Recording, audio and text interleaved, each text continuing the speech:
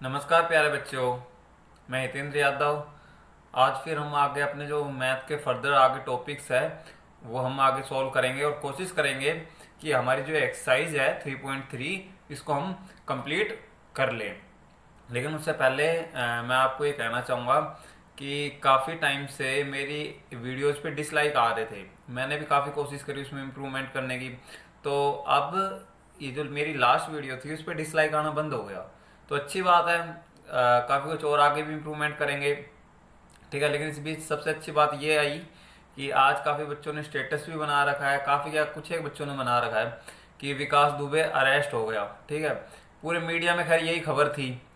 तो अच्छा है वो अरेस्ट हो गया। गलत काम किया तो गलत का तो गलत ही नतीजा मिलेगा। तो इसके बाद क्या है, लेकिन हमें आगे ये भी सोचना चाहिए कि इस तरीके से मतलब हमारा जो इंडियन लॉ है वो इस तरीके से बन जाए कि हाँ आगे भी इस तरह के लोग आगे ना बन पाए, और हम पहले से ही इन लोगों को ऐसी सजा दे दें ताकि इतने बड़े ना बन पाए, ताकि हमारा इंडियन लॉ में जो है वो फेथ बना रहे। तो उससे पहले फिर आगे अब जरा हम फिर दोबारा अपने मैथमेटिक्स पे ही आ जाते हैं।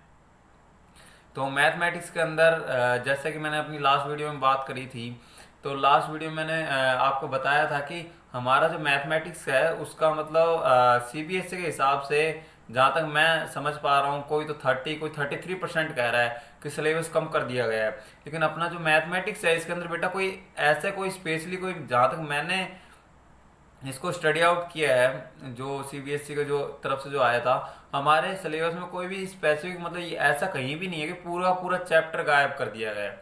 कुछ एक स्पेसिफिक टॉपिक उन्होंने हमें हटा दिए गए हैं। और वो भी अगर हम इस केस में बात करें, अगर हम प्रेजेंट केस के अंदर अगर हम बात करते हैं, प्रेजेंट केस में हम जो अपना थर्ड चैप्टर कर रहे हैं लीनियर पेयर ऑफ इक्वेशंस। ठीक है, इस लीनियर पेयर ऑफ इक्वेशन के अंदर हमारा सिर्फ एक मेथड हटाया गया है, क्रॉस मल्टीप्लिकेशन मेथड। ठीक है, और मतलब मैथ में तो अगर मैं बात करूं तो मैथ के अंदर सीबीएसई ने काफी अच्छा काम करा है। इसी वजह से मीडिया में खबर भी नहीं आ रही, एसएस के ऊपर काफी आ रही है कि हाँ एसएस के अंदर से कुछ ऐसे टॉपिक हटा दिए गए, लेकिन मैथ के अंदर काफी करें इनके बिना काम चल जाएगा। अगर हम इस चैप्टर के बारे में बात करें लीनियर पेयर ऑफ इक्वेशन, तो मैंने आपको पहले भी जैसे लास्ट वीडियो में बताया था, ये जो हमारा क्रॉस मल्टीप्लिकेशन मेथड है इसके बिना भी हमारा काम चल जाएगा। हम इसकी जगह अपना सब्स्टिट्यूशन मेथड या एलिमिनेशन मेथड लगा देंगे। तो इसका फायदा हमें ये होगा कि हमारी जो एक्सरसाइज है 3.5 वो हम नहीं करेंगे। लेकिन नहीं, किस केस में नहीं करेंगे इसको भी थोड़ा समझने की जरूरत है। नहीं, हम इसलिए नहीं करेंगे क्योंकि जो 3.5 है उसको हमें क्रॉस मल्टीप्लिकेशन मेथड से करने के लिए कहा गया है, तो हम उसको क्रॉस मल्टीप्लिकेशन मेथड से नहीं करेंगे।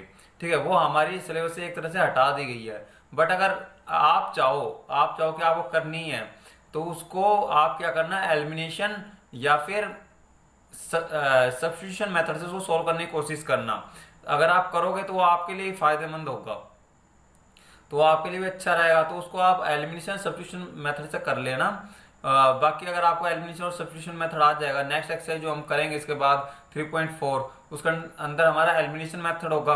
3.5 हमारी क्या है, हटा दी गई है क्योंकि उसके अंदर क्रॉस मल्टीप्लिकेशन मेथड था, तो वो हम नहीं करेंगे। लेकिन फिर भी आपको करनी है, किस लिए, उसके अंदर आप अपने यही मेथड अलाउ कर देना। हमने क्रॉस मल्टीप्लिकेशन तो हटाया है, वैसे भी अगर मैं इस जो जो चैप्टर मैं कर रहा हूँ इस टाइम थर्ड चैप्टर, उसके अंदर वैसे अगर जहां तक मैं जज कर पा रहा हूँ ये जो टॉपिक है जो क्रॉस मल्टीप्लिकेशन मेथड वो बहुत कम, या फिर मैं ये भी कह सकता हूँ कि बिल्कुल नहीं आता था सीबीएसई एग्जाम में। तो मतलब सीबीएसई ने काफी हद तक वो टॉपिक्स हटाए हैं जो नहीं आते थे, लेकिन ये हर चैप्टर के हिसाब से अलग है। अगर मैं 6 चैप्टर में बात करूँ, ट्रायंगल जो अपना चैप्टर है, खैर ये वीडियो थोड़ी लंबी हो जाएगी अगर हम इस बारे में ज्यादा डिस्कशन करेंगे। तो जो हमारा जो ट्रायंगल हमारा जो चैप्टर है उसके अंदर जो है थ्योरम्स हटाई गई है, उसका नुकसान आप भुगतोगे। थ्योरम्स के अंदर क्या होता था, वो आगे हम जब 6 चैप्टर करेंगे वो डिस्कस करेंगे, वो डायरेक्टली आ जाती थी, काफी बच्चों के पास आई भी है वो, मतलब मैं करा देता था। ठीक है, कि यही आएगी।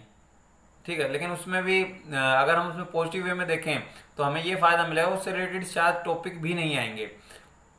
तो देखते हैं। तो अभी हम इस चैप्टर के बारे में बात कर लेते हैं। तो जो मेरे स्टूडेंट्स है, मतलब काफी लाइक्स जो डिसलाइक थे वो लाइक में बदल गए। ठीक है, ये अच्छी बात है। आप बच्चों से मेरे को मतलब काफी प्यार मिल रहा है। ठीक है, जो डिसलाइक थे वो लाइक में बदल गए, लेकिन अब सब्सक्राइबर भी खैर बढ़ ही रहे हैं, घट तो रहे नहीं। तो अब आप एक काम करो, जो जो बच्चे हैं सारे, अब इसमें मैं उन बच्चों का भी बात करना चाहूंगा जो बिल्कुल खत्म पार्टी से थे। अब खत्म का मतलब तो आप समझते ही होंगे, खैर कोई बात नहीं, नहीं समझते तो भी आप सारे बच्चे देखो, मैं आपको इस तरीके से ट्रीट कर रहा हूँ कि मैं आपको क्लासरूम में पढ़ा रहा हूँ, तो आप भी इस तरीके से ही ट्रीट करो। आप जो कमेंट बॉक्स में है उसमें आप अपने कमेंट्स करो, ठीक है, जिससे कि मुझे भी पता चल पाए कि आपको प्रॉब्लम क्या है। काफ़ी अच्छे बच्चे भी हैं और काफ़ी खत्म सिंह पार्टी भी है। वो जो खत्म सिंह पार्टी, वो मैं किस वे में बोल रहा हूँ वो आप भी समझते हैं, तो उसको भी आप कमेंट्स करो और वीडियो को आगे भी लाइक करो जहाँ तक हो सके, और अपना पेन और नोटबुक मैथमेटिक्स के अंदर उसको लेके बैठो और जितनी हो सके आपसे प्रैक्टिस करो बेटा। प्रैक्टिस ही आपको जिताएगी, अगर प्रैक्टिस के बिना कुछ भी नहीं होगा। आप जितनी मेहनत कर सकते हो करो, हार मत मानो। इससे पहले मैंने अभी लास्ट वीडियो में बात किया था आपको, हमारे जो प्रेसिडेंट थे अब्दुल कलाम, उसका एग्जांपल दिया था, फेल मत हो। और फेल होना भी कोई दिक्कत नहीं है, एक बार क्वेश्चन सोल्व करो उसके बाद सेकंड टाइम करो। बेटा जब आपके टीचर ने भी हार नहीं मानी, जब वो 2 बार ट्रैक्टर के नीचे आ गया, ठीक है, उसके बाद भी उसने हार नहीं मानी, तो आप अब कैसे मान सकते हो। तो मतलब साफ सीधी बात यह है, आप मेहनत करो, जितनी मेहनत हो सके आप मेहनत करो, तो वो आपके लिए बेनिफिशियल रहेगी। ऐसा तो मत कर देना कि हाँ सर की वीडियो है उसको चला के हम सो जाएं, नींद आने के लिए वो बहुत अच्छी चीज़ है। आप अपने हाथ में मैथमेटिक्स के अंदर सिंपल वे है, सिंपल एक चीज़ है, और देखा जाए तो सबसे आसान सब्जेक्ट भी यही है। आप अपना पेन और नोटबुक उठाओ और जितने क्वेश्चन आप सोल्व कर सकते हो, इंटरेस्ट तो आपको ही लेना होगा, और इंटरेस्ट नहीं ले सकते तो कोई बात नहीं, ठीक है, लेकिन स्ट्रगल तो करना है ही लाइफ में। कोई और अच्छी हॉबी बना लेना, लेकिन हॉबी आपके गुड वे में होनी चाहिए, ठीक है, जिससे आपको आगे फायदा मिले। बाकी मेरे को अब ये वीडियो लंबी हो जाएगी। एक मतलब ये है कि जब मैं आपको क्लास में पढ़ाता था, स्पेशली आपकी क्लास में, मेरे को वो चीज़ बड़ी याद आती है कि हाँ किस सर आते कि गुड मॉर्निंग सर, ठीक है, और सर मतलब बच्चों के साथ बच्चे बनते थे। तो बाकी इस बारे में हम बात करेंगे अगली वीडियो में। तो अभी हम स्टार्ट करते हैं अपनी एक्सरसाइज 3.3 का लास्ट क्वेश्चन, और हम मैक्सिमम कोशिश यही करेंगे कि हम इस क्वेश्चन को पूरा कर लें, फिर भी अगर कुछ रह जाएगा तो हम आगे कर लेंगे। चलो तो अब हम करते हैं। We will do now question 3 of chapter 3 of exercise 3.3।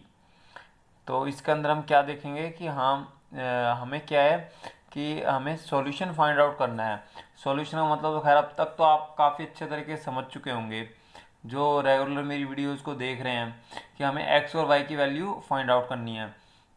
तो बेटा जो इसका फर्स्ट क्वेश्चन है ना, वो आपका होमवर्क है, उसको आप काफ़ी अच्छे से करने की कोशिश करना। कोई बात नहीं, एक बार में समझ नहीं आता, 2 बार पढ़ना, 3 बार पढ़ना, लेकिन फाइनली आपको आ जाएगा। और मज़ा तो खैर तभी आएगा जब आप खुद से उस क्वेश्चन को करोगे, वरना खैर यूट्यूब तो है ही आपके पास, और भी काफ़ी अच्छे अच्छे टीचर्स हैं, उनकी वीडियो से हेल्प भी ले सकते हो।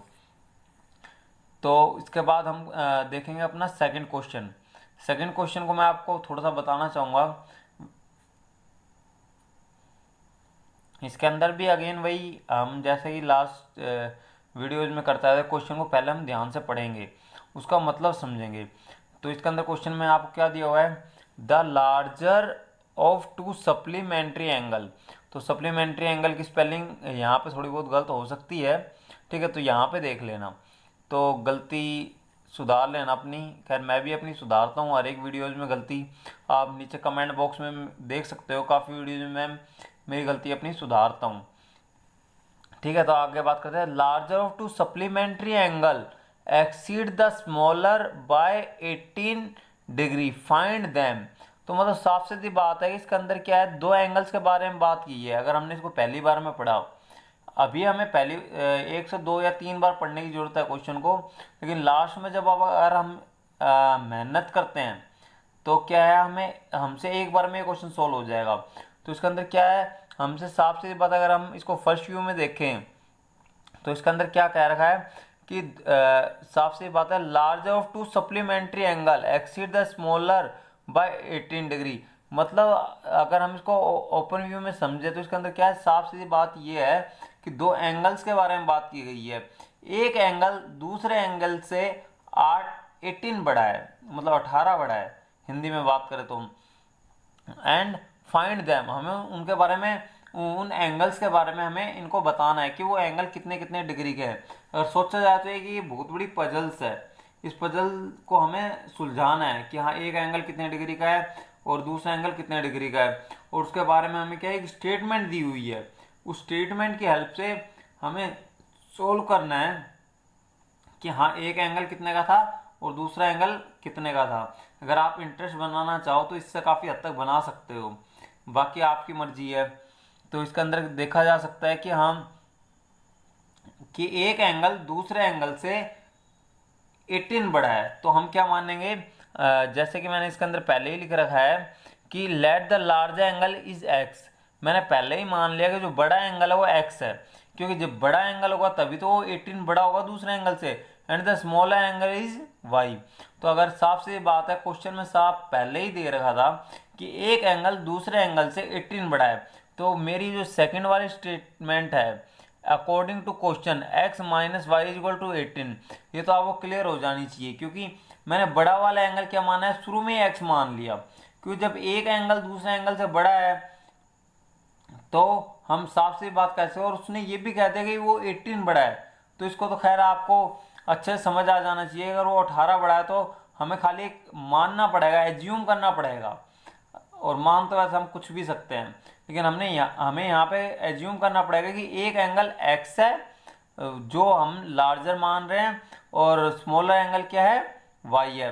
तो क्या है, x minus Y is equal to 18। First statement तो हमारी क्लियर हो जानी चाहिए कि जो हमारी जो फर्स्ट जो हमारी इक्वेशन बनेगी वो आपको क्लियर होनी चाहिए, क्योंकि मैंने फर्स्ट जो एंगल है वो x मान लिया और जो सेकंड एंगल y मान लिया। और साफ सीधी बात है, इस क्वेश्चन को अगर हम 2 से 3 बार पढ़ते हैं और हमें क्लियर हो जाता है कि जो एक एंगल है वो दूसरे एंगल से क्या है, 18 बड़ा 18 ग्रेटर है, तो हम क्लियरली लिख सकते हैं x minus Y is equal to 18।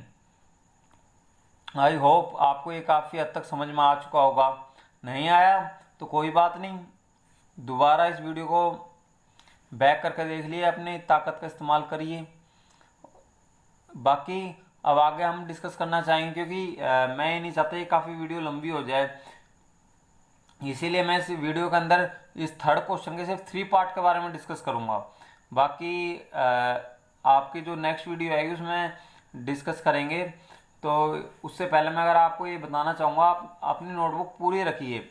हम अब एक्सरसाइज 3.3 कर रहे हैं, तो आपकी 3.2 जो एक्सरसाइज थी उसको इस हद तक कंप्लीट रखिए कि आप मंडे को आप जो उसकी जो फोटो है वो क्लिक करके मेरे पास भेज सको। और मैं उम्मीद कर सकता हूँ काफ़ी बच्चों से कि वो भेजेंगे। तो इसके बाद हम बात कर लेते हैं, इसके अंदर एक बहुत अच्छी चीज़ दे रखी है, सप्लीमेंट्री एंगल्स। फर्स्ट इक्वेशन तो मतलब एक इक्वेशन तो मैंने आपको बता दी, x minus Y equal to 18, वो क्यों आई है। लेकिन अब एक वर्ड है इसके अंदर, सप्लीमेंट्री एंगल। तो इस सप्लीमेंट्री एंगल का आप ये मत समझ लीजिएगा कि जो सप्लीमेंट्री आ गई वो सप्लीमेंट्री एंगल हो गया। सप्लीमेंट्री का मतलब आगे आप और आगे ब्रीफ में समझेंगे, लेकिन यहाँ पे मैथमेटिक्स में आप इतना समझ सकते हो कि सप्लीमेंट्री अगर आपके मैथमेटिक्स के अंदर आ जाए, बाकी और सब्जेक्ट्स का और सब्जेक्ट में पूछना, लेकिन अगर मैथमेटिक्स में आ जाए तो सप्लीमेंट्री का एंगल सप्लीमेंट्री नहीं है कि मतलब आपकी कंपार्टमेंट आ गई या कुछ हो गया। तो सप्लीमेंट्री का मतलब मैथ के अंदर सिर्फ इतना है कि कोई भी दो एंगल का अगर सम आपका 180 डिग्री होगा तो वो कहलाएगा आपका सप्लीमेंट्री। और अगर किन्हीं भी दो एंगल का सम अगर 90 डिग्री होगा तो कहलाएंगे कॉम्प्लीमेंट्री एंगल्स। तो ये छोटी सी बात है, आपने छोटी क्लास में भी खैर पढ़ी होगी, फिर दोबारा मैंने बता दी है। तो सप्लीमेंट्री एंगल का मतलब है कोई भी दो एंगल्स होंगे, ठीक है, समझ जाओ इस बात को, आपने मतलब दिमाग में अच्छे से मेमोराइज कर लो कि अगर कोई भी दो एंगल है उनका सम अगर 180 डिग्री है तो कोई भी दो एंगल, इस बात का ध्यान रखना, एक एंगल नहीं, अगर किन्हीं भी दो एंगल का सम अगर 180 डिग्री आता है तो these are called supplementary angle, और किन्हीं भी दो एंगल का सम अगर 90 डिग्री एंगल आता है वो हमारे क्या कहलाएंगे, कॉम्प्लीमेंट्री एंगल। तो अभी हम सप्लीमेंट्री के बारे में बात कर लेते हैं। तो उन्होंने क्वेश्चन में हमें साफ सीधी बात कही गई थी कि सप्लीमेंट्री एंगल्स है, एंगल्स है, एंगल नहीं बोला उसने भी क्वेश्चन में, एंगल्स बोला। तो हमें साफ सी बात है ये समझ में आ गया कि सप्लीमेंट्री एंगल्स है तो इसके अंदर क्या होगा, उन दो एंगल्स का सम क्या होगा, 180 डिग्री होगा। तो ये क्या हो गया, हम सप्लीमेंट्री है तो किन्हीं दो एंगल का सम होगा, और एक एंगल हमने क्या माना था x, और सेकंड एंगल हमने क्या माना था y। तो x plus Y is equal to 180 degree. तो ये आपको एक और इक्वेशन मिल गई। ठीक है, तो आपके पास यहाँ पे दो इक्वेशन मिल गई है। ठीक ठीक है, तो इसके अंदर अब आपको क्या है, एक्स और वाई की वैल्यू फाइंड आउट करनी है। तो आई थिंक अब आप इजीली कर पाओगे, और कर लेना इसके अंदर। अगर आप नहीं कर पाते तो फिर भी अगर आपको नहीं होती तो कमेंट बॉक्स में कमेंट करना, मैं आपको फिर भी व्हाट्सएप यूनिवर्सिटी के थ्रू हेल्प करूँगा, और जो भी आपकी दिक्कत होगी मैं उन बच्चों को भी कराने की कोशिश करूँगा जिनको थोड़ी बहुत प्रॉब्लम आ रही है। तो इतनी तो खैर उम्मीद कर सकता हूँ। अब काफ़ी सब्स्टिट्यूशन मेथड से मैंने क्वेश्चन सॉल्व कर लिए, तो मैं उम्मीद कर सकता हूँ कि आप इन दो इक्वेशन को, first equation is our x plus Y is equal to 180 degree and second equation is our x minus Y is equal to 18। तो इन दोनों को आप सब्स्टिट्यूशन मेथड से आप सोल्व कर सकते हो। तो उम्मीद करता हूँ आप कर लोगे, नहीं होगा तो खैर मैं तो यही हुई। उसके बाद हम आप, तो हमारा ये जो लास्ट पार्ट है अपने थर्ड क्वेश्चन का, जो आज के लिए वो थर्ड पार्ट है, तो उसके अंदर क्या कहा गया है, the coach of A cricket team, कोई कोच है क्रिकेट टीम का, वो मतलब कुछ बैट और बॉल खरीदता है। तो फर्स्ट स्टेटमेंट में हमें क्या कहा गया है, वो क्या 7 बैट एंड 6 बॉल परचेज करता है, और वो कितने रुपीज़ की करता है, 3800 ओनली। उसके बाद क्या है, उसके बाद फिर उसे कुछ बैट और बॉल की जरूरत पड़ती है। ऑब्वियसली अगर कोच है तो जरूरत तो पड़ेगी, अगर क्रिकेट टीम का कोच है तो। उसके बाद उसको वो 3 बैट और 5 बॉल कितने का परचेज करता है, 1750 रुपीज़ की। तो हमें ये बताना है कि जो एक बैट की और एक बॉल की कॉस्ट कितनी होगी। तो इसके लिए हमें सिंपली क्या है, पहले तो हमें अपनी इक्वेशंस क्रिएट करनी पड़ेगी। जो हमारी इक्वेशंस वो क्या बनती है उसके हिसाब से करना पड़ेगा। देखो पहली बात तो हमें क्या है, एक बैट की कॉस्ट हमें कुछ ना कुछ माननी पड़ेगी, एज्यूम करनी पड़ेगी। ठीक है, उसके बाद क्या है, बैट की कॉस्ट कुछ माननी पड़ेगी और बॉल की कॉस्ट भी हमें कुछ ना कुछ माननी पड़ेगी। तो इसके अंदर हम क्या करेंगे, हमने क्या है, let the cost of bat and ball be X and Y respectively. तो हमने क्या है, एक बैट की कॉस्ट हमने क्या मान ली एज्यूम कर लिया। ठीक है, हमने एज्यूम किया कि एक बैट की कॉस्ट क्या है, एक्स है, एंड एक बॉल की कॉस्ट क्या है, हमने वाई एज्यूम कर ली। फिर वो कोच क्या कह रहा है कि मैं एक बार क्या करता हूँ, मैं जाता हूँ और मैं 7 बैट और 6 बॉल्स परचेज करता हूँ, और उनके रुपए इतने पे करता हूँ।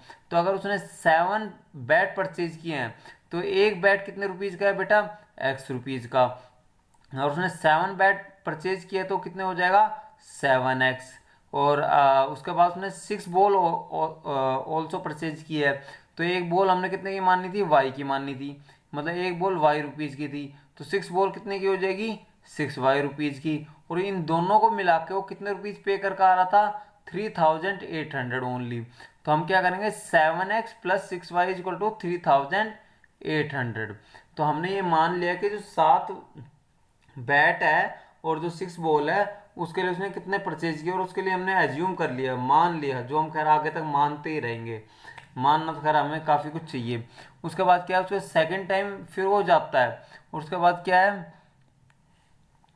वो क्या करता है, 3 बैट्स और 5 बॉल परचेज करता है और उनका रेट दे रखा है। तो ये भी एक मतलब स्टेटमेंट टाइप में दे रखा है, उससे आपको इक्वेशन बनानी है। उसके बाद आपको एक्स एंड वाई की वैल्यू निकालनी है, मतलब आपको क्या है, रेट निकालना है कौन सी चीज़ कितने रुपीज़ की है। ठीक है, तो आप इंटरेस्ट बनाना चाहो तो इसमें काफ़ी बना सकते हो।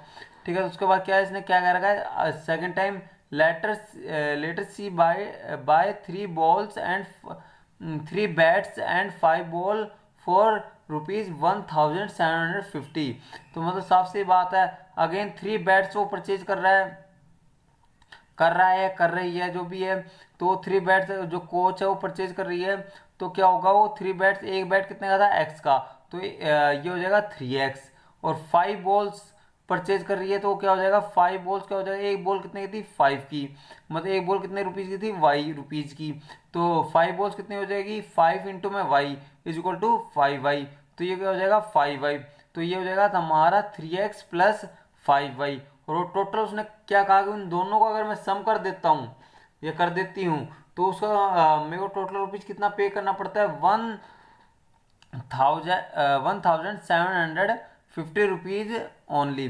तो हमें क्या है, हमारे पास दो इक्वेशन मिल गई, एक इक्वेशन ये मिल गई और सेकंड इक्वेशन हमें ये मिल गई। अब इनको आप इजीली सब्स्टिट्यूशन मेथड से आप सोल्व कर सकते हैं, और ना कर पाओ तो खैर मैंने आपको पहले ही बता दिया था। अब दोबारा खैर इस वीडियो को लंबा नहीं करना चाहूँगा मैं, वैसे आपसे उम्मीद करता हूँ आप सोल्व कर लोगे। इसका ना सिंपल सब्स्टिट्यूशन मेथड पुट करना है और x और y की वैल्यू निकालना है। और x और y की वैल्यू का मतलब क्या है, एक बैट कितने रुपीस का था और एक बॉल कितने रुपीस की थी। तो अब तक के लिए इतना ही काफ़ी है।